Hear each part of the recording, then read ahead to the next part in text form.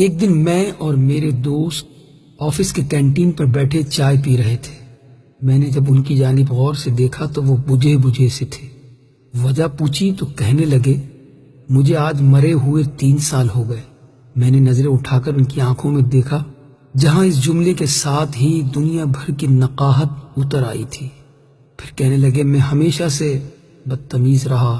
بچپن میں اسکول جاتے ہوئے ضد کرتا، کھانا کھاتے ہوئے ضد کرتا، نخرے کرتا، یہ نہیں کھانا، وہ نہیں کھانا۔ مجھے نہیں یاد کہ 5ویں کلاس تک میں نے اپنے ہاتھ سے نہایا، کھانا کھایا ہو، کپڑے پہنے ہو یا جوتوں کے تسمے بند کیے ہوں۔ باپ، بہن اور بھائی کی محبت مجھے نہ مل سکی۔ پرائمری اور مڈل اور پھر میٹرک تک یہی عادت رہی کہ رات کو سونے سے پہلے کتابیں، کاپیاں، بیگ، غرض تمام چیزیں ادھر ادھر بکھری چھوڑ کر سو جاتا، مگر صبح آنکھ کھلتے ہی دیکھتا کہ تمام چیزیں بہت سلیقے سے بستے میں پڑی ہوئی ہیں اور میرا بیگ بڑی نفاست سے میز پر رکھا ہوا ہے۔ مجھے لاکھ بار کہا جاتا کہ دودھ پی کر سونا، مگر میں نہیں پیتا تھا۔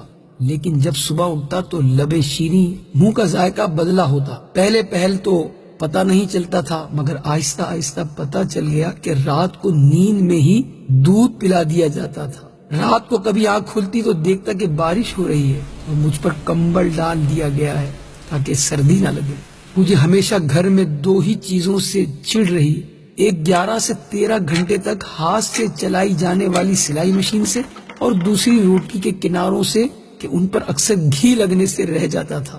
مگر روٹی کے وہ سوکھے ٹکڑے جو میں اتار دیتا تھا، نہ تو کبھی گھر سے باہر فروخت ہوتے ہوئے دیکھے اور نہ ہی کوڑا دان میں کبھی نظر آئے۔ اور جب بھی مجھے پیسے چاہیے ہوتے تو میں اسی سلائی مشین کا رخ کرتا جس سے مجھے چڑ تھی۔ جب بھی مجھے کبھی معمول سے ہٹ کر زیادہ پیسوں کی ضرورت ہوتی تو دیکھتا کہ گھر میں سلائی مشین کے چلنے کا دورانیہ 16 گھنٹے تک جا پہنچتا۔ مجھے یاد ہے کالج میں داخلے کے وقت مجھے 1500 روپے چاہیے تھے۔ میں نے گھر آ کر بتا دیا۔ اسی رات 2 بجے کے قریب میری آنکھ کھلی تو گھر کے برآمدے میں کچھ کھٹپٹ ہوتی ہوئی محسوس ہوئی۔ ذرا غور کیا تو محسوس ہوا کہ جیسے کوئی گھٹی گھٹی سسکیوں کے ساتھ رو رہا ہے۔ چپکے سے برآمدے میں جا کر دیکھا تو موٹے شیشے کے چشمہ لگائے میری ماں جانے کب سے مشین میں دھاگا ڈالنے کی مسلسل کوشش کر رہی ہے اور ساتھ ساتھ آنسو بھی گر رہے ہیں۔ میں نے پوچھا، کیا کر رہی ہو ماں؟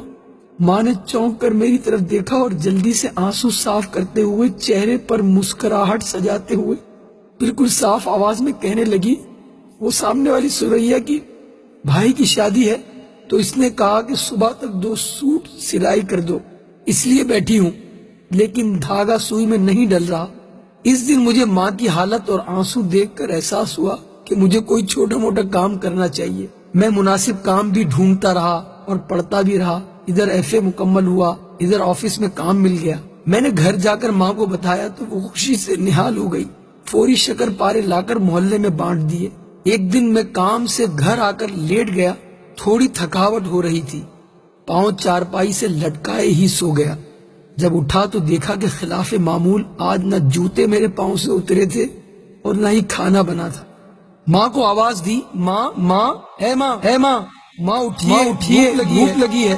چیخ چیخ کر رویا، 1000 منتیں کی، مگر شاید ماں اب کے بعد اٹھنے کے لیے نہیں سوئی تھی۔ ماں کے بعد وہ گھر چھوڑ دیا، گویا قبرستان لگتا تھا۔ ادھر دیار غیر میں آ کر اپنا سارا کام خود ہی کرتا ہوں تو سوچتا ہوں کہ میں نے کبھی چیز کی خدمت نہ کی اور نہ کبھی آسائش و سکون اسے دیا۔ وہ میری ماں تھی، نوکرانی نہیں تھی۔ یہ کہتے ہوئے میرے اس دوست کے 2 موٹے موٹے آنسو اس کے رخساروں پر بہنے لگے۔